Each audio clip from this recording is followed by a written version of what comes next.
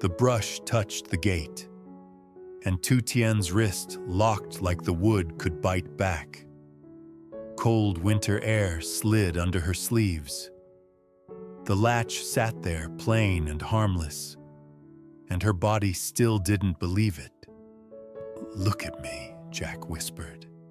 His eyes didn't rush her. They didn't pity her. They simply stayed. Across the road, Uncle Ba's broom paused. Auntie Lan stood at her fence with oranges, pretending she was just passing.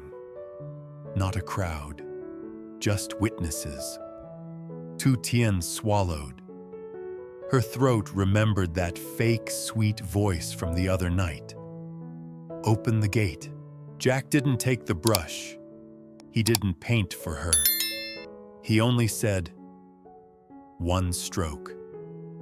Tu Tien dipped the bristles into soft white paint.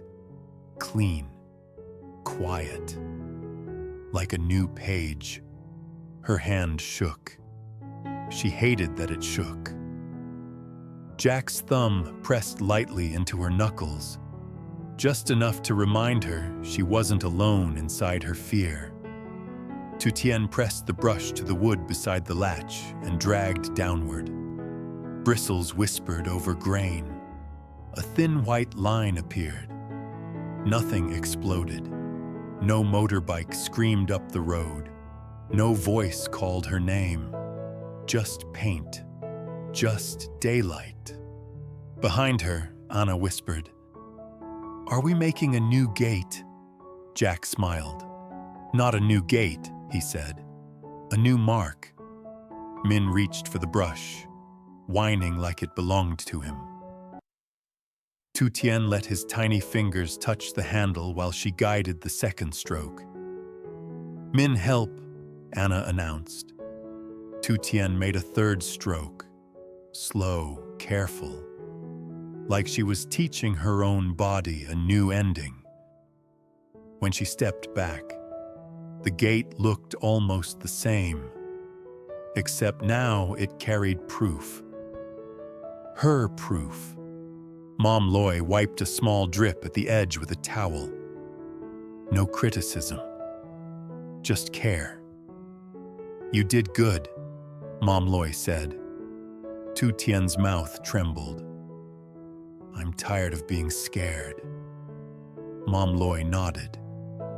"Then stop apologizing for it," she replied. "Fear came from surviving. Now you learn another way." Before noon, Mr. Deng and Officer Thu arrived. Quiet, official, steady.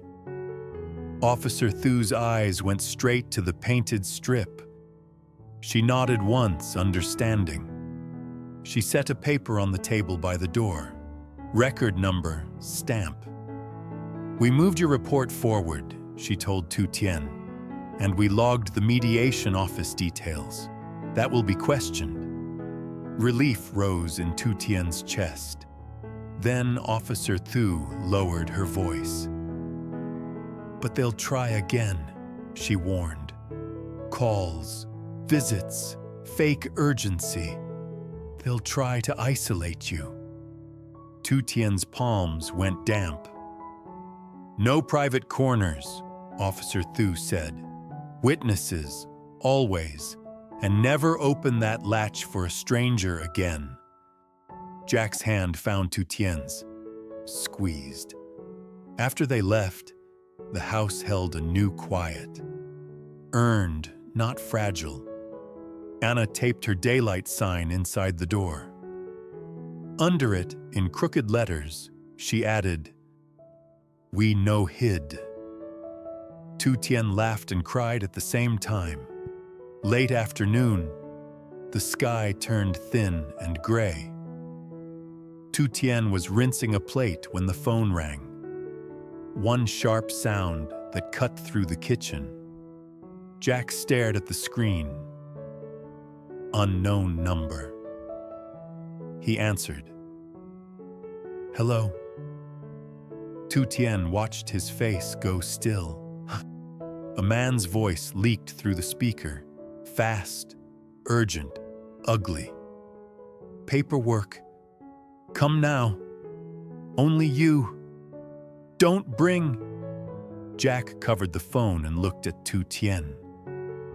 They're using our case, he said quietly, saying there's an emergency meeting. It's a trap, Tu Tien whispered.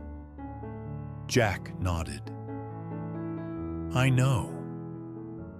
Mom Loy appeared in the doorway like danger had called her name. No one goes alone, she snapped. Jack spoke into the phone. Give me the record number. The voice snapped back. If you don't come, you'll regret it.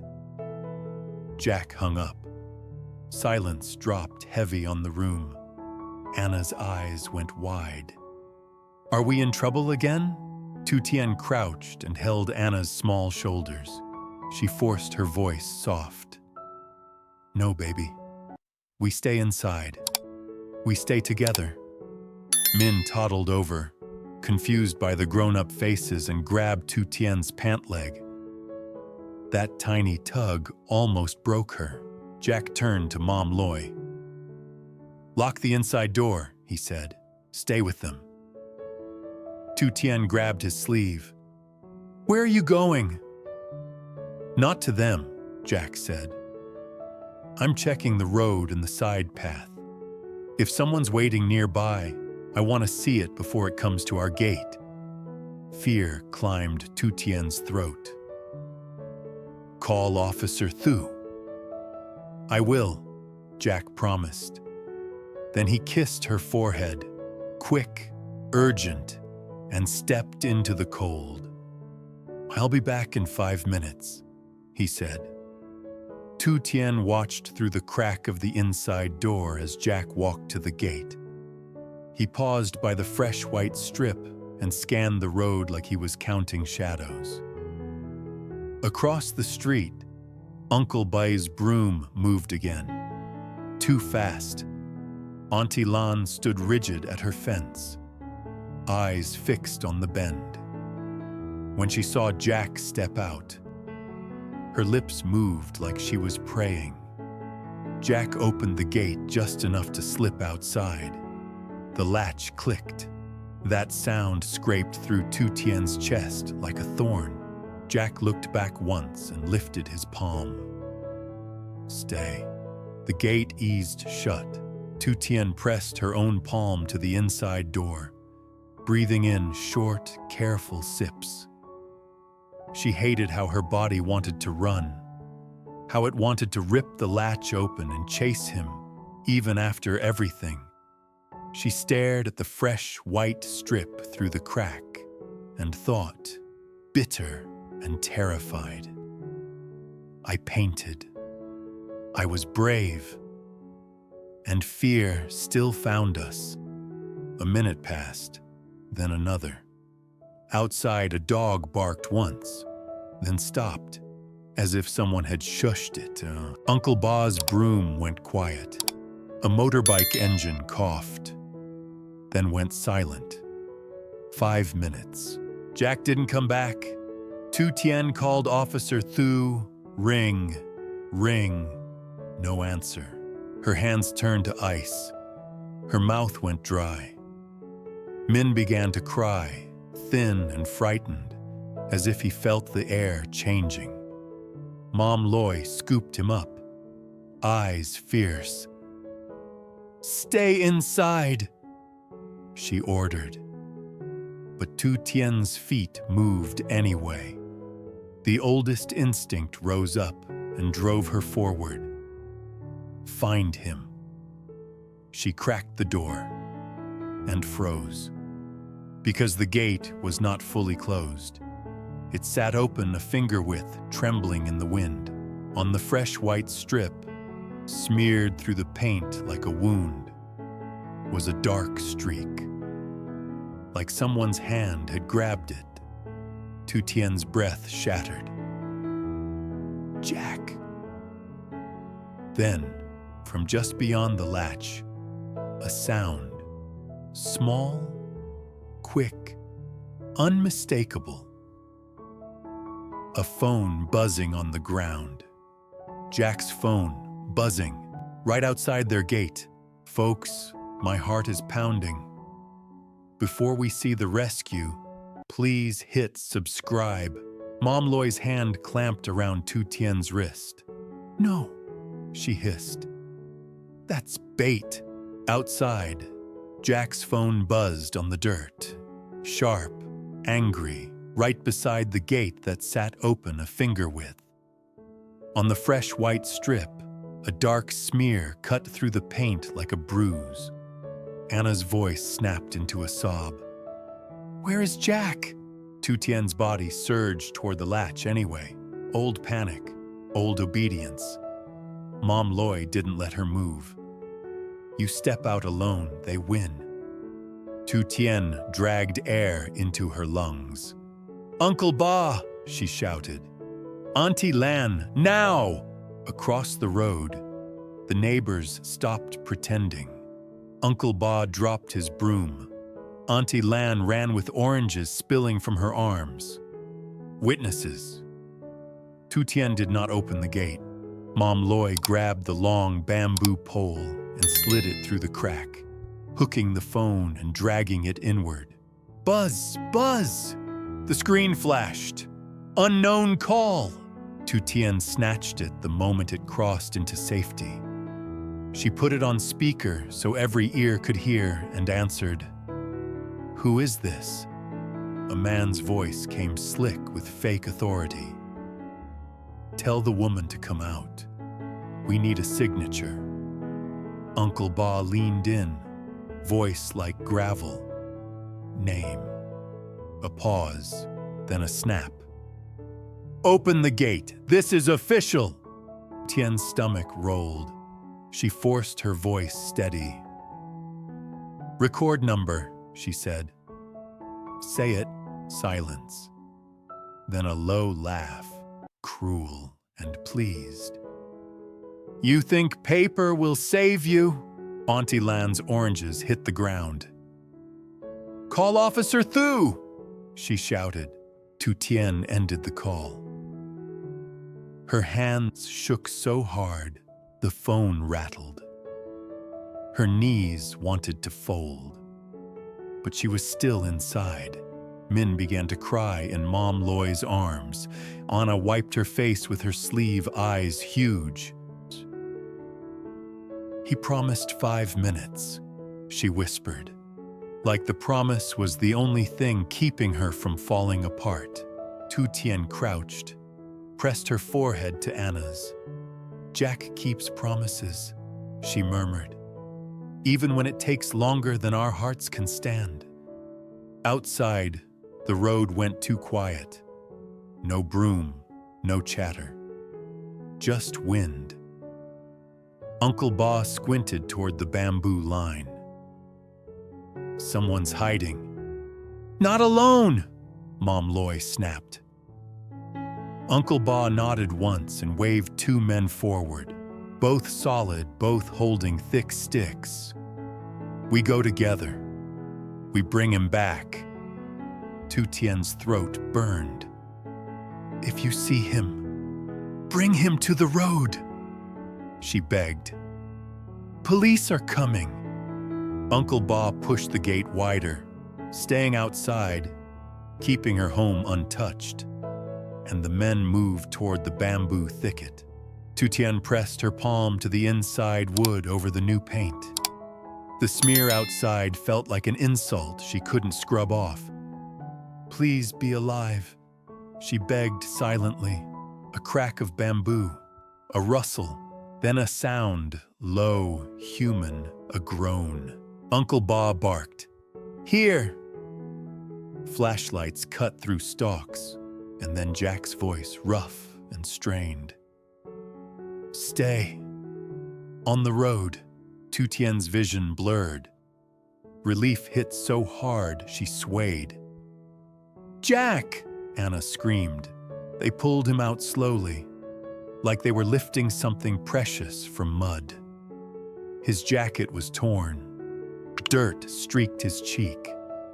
His lip was split, dark with blood, but his eyes were clear. He lifted a hand toward Tu Tien through the gate. "I'm here." A pickup roared in, Officer Thu and 2 other officers. "Where?" Thu snapped. Uncle Ba pointed. "2 men, bamboo, 1 ran." The officers sprinted. Radios crackled. Jack tried to stand straighter and winced so hard his breath hitched. Tu Tien's body lunged again, toward him, towards the latch. Jack caught her eyes and shook his head. Small, firm. "Stay." Tu Tien sobbed without sound, tears hot and helpless. Only when Uncle Ba and Auntie Lan supported Jack to the threshold did Mom Loy fling the inner door wide. Inside. Now. Daylight poured in with them. Jack crossed into the kitchen, and Tu Tien grabbed his hand like she was afraid he might vanish. Warm. Real. "Don't," she whispered, voice shaking with relief and fury. "Don't do that to me." Jack's mouth twitched.